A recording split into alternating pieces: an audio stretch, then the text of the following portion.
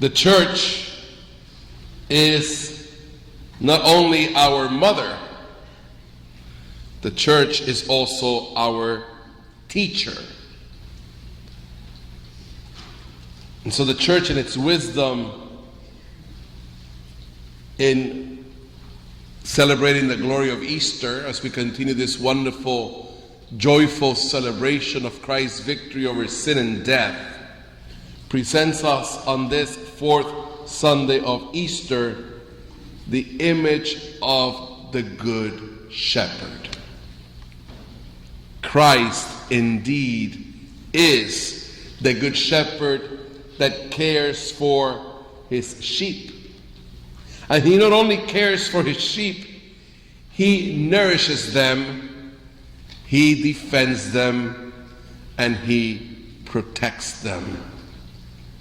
We have seen that through the gospel encounters that we've had with the Lord as he exercises his ministry through all of Galilee, as he journeyed with God's people, tending to their needs, feeding the hungry, healing those who were ill, comforting those who were in mourning and sadness, providing assistance to those who were marginalized and rejected by others. Unconditional love, desire to help and strengthen the lives of those he came in contact with, not only 2,000 years ago, but still today. The Good Shepherd wants to make himself available to us, seeking the lost, calling out our voices with the hope that we will respond, that we will identify and recognize the voice of the shepherd.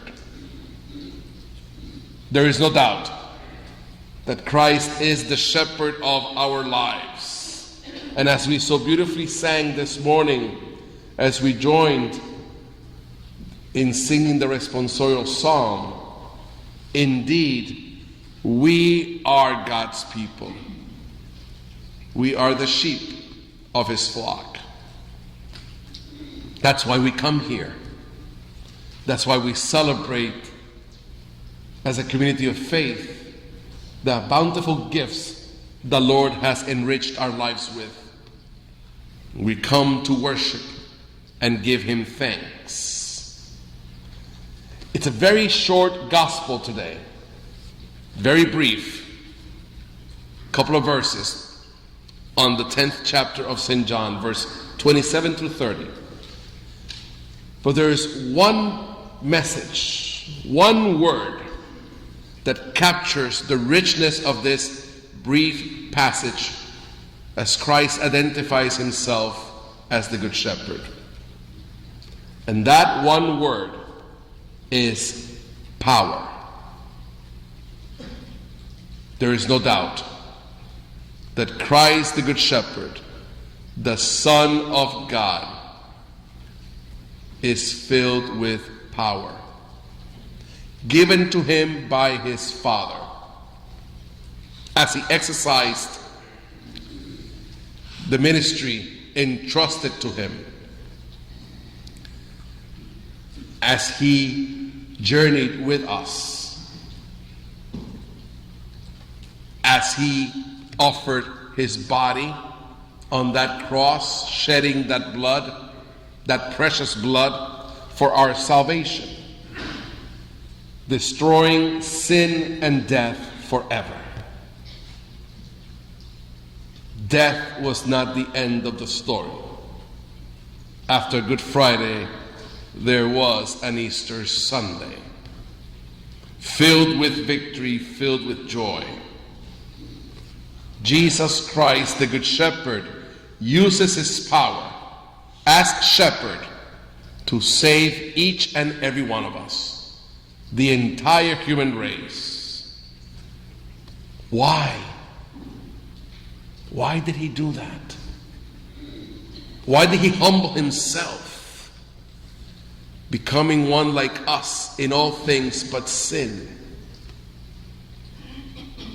Why did he humble himself to share in our humanity?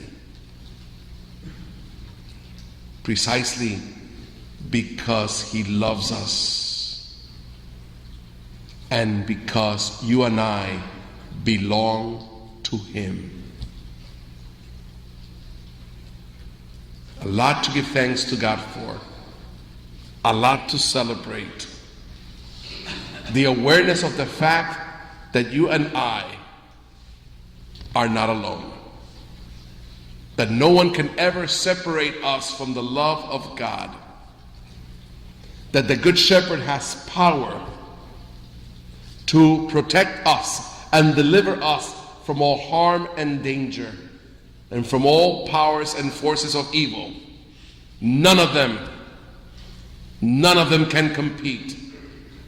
None of them can weaken nor destroy the Good Shepherd's power. It's a sense of relief as we're filled with hope, knowing that we belong to the Shepherd and that there is no other God like our God, the God you and I are called to serve.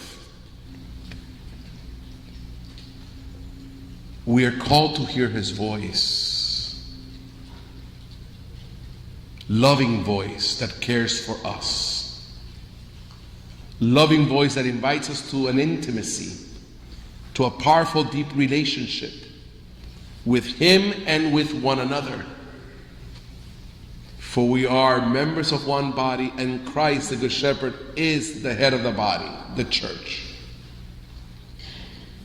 And that's why we are to listen to him attentively and allow his powerful message, his kind, merciful words to touch and change our hearts as he fills us with wisdom, as he continues to guide us and teach us, precisely to prevent us from falling into chaos, into darkness.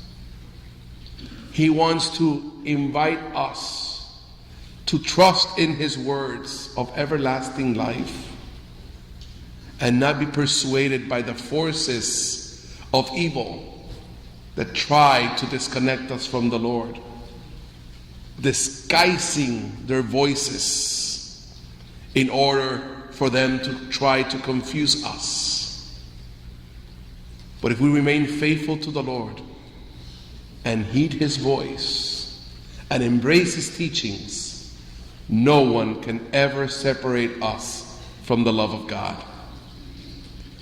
As we continue to celebrate with joy the glory of Easter, as we continue to celebrate the love God has in store for all of us, we pray that we may be strengthened by the inspiration, love, and care of Christ, the Good Shepherd, who's always at our side to care for us, to nourish us, defend us, and protect us.